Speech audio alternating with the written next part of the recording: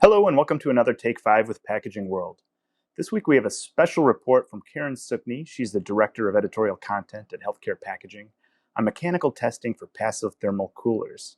That means acceptance criteria guidance, payload selection, and more. This is information that may have some application in the food and beverage space as those areas increase use of a cold chain via e-commerce and direct-to-consumer channels. Now here's Keren. I'm Keren Sookne with Take 5 Video. Today, we're talking all things mechanical testing. So acceptance criteria guidance, payload selection, actual product versus placebo.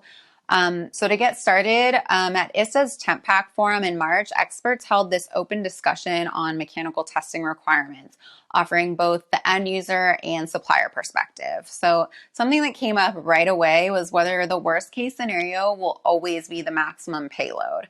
The quick answer to that is no. The most weight doesn't always mean the worst case. Small payloads should also be considered. And when you go to think about minimum payloads, don't overlook the use of using dunnage materials in testing because you'll want to know if they have effects on shipper performance. Bayer's Carmichael Gallong brought up an example where all testing had been performed on the max load, and the design had relied to some degree on product cases stacking up to support the top of the container. With a minimum load, dry ice panels could possibly collapse inward. Now, minimum load doesn't necessarily mean a single product or case, just sitting alone in a pallet, but maybe 20 to 30% of a full load stacked on a pallet. Next up is acceptance criteria. So one customer may feel okay with a cracked shipper as long as the vials are intact. Another end user, may not accept damage to the shipper at all. So this will depend on the brand owner's discretion. If tape on the outside of the shipper breaks, one company might say it was just one edge and the box remained completely intact, so it's acceptable. Another company may say that, from a risk level and for presentation purposes, they don't find that acceptable. So Gallong highlighted new guidance, and we've covered it healthcare packaging before, and it's a mouthful, the ISTA Passive Thermal Shipper OQ Best Practice. So Appendix 4 of that document gives some examples of acceptance criteria on the outer box, shell insulation, assembly panels, refrigerants, and some other aspects of the mechanical testing.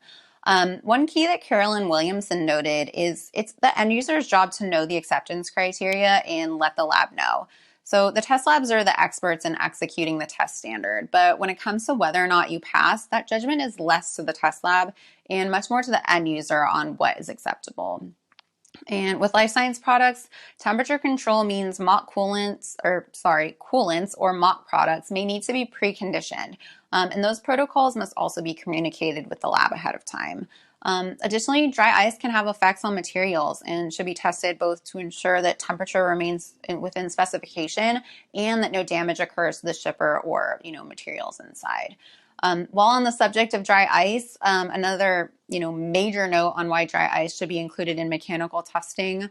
In another TempPack session at the show, Jason May presented data from Amgen experiments where excessive sublimation cooling of dry ice was observed. So this is something that we've covered in the past, that orientation can have an effect on thermal excursions. And Jason presented new data this year showing that you can potentially see supercooling, particularly if the shipper is placed on its side instead of oriented upright.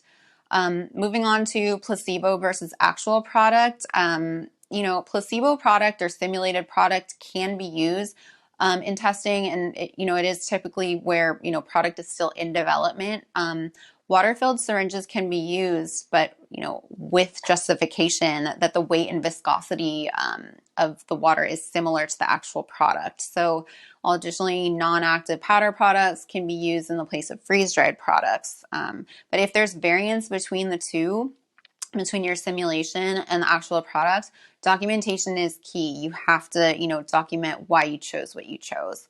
One of the tests that they look into at Bayer is the movement of vial stoppers. So within that mechanical testing, They want to make sure that if the liquids are the same viscosity or weight, that that's documented, and that if they're not, then that also has to be, noted as well. So in the full article, there's a lot more detail, including testing multiple product configurations, and Pelican's Bill Mayer gets into the weeds on some more on damage and acceptance criteria. And you can check that out at the URL on screen.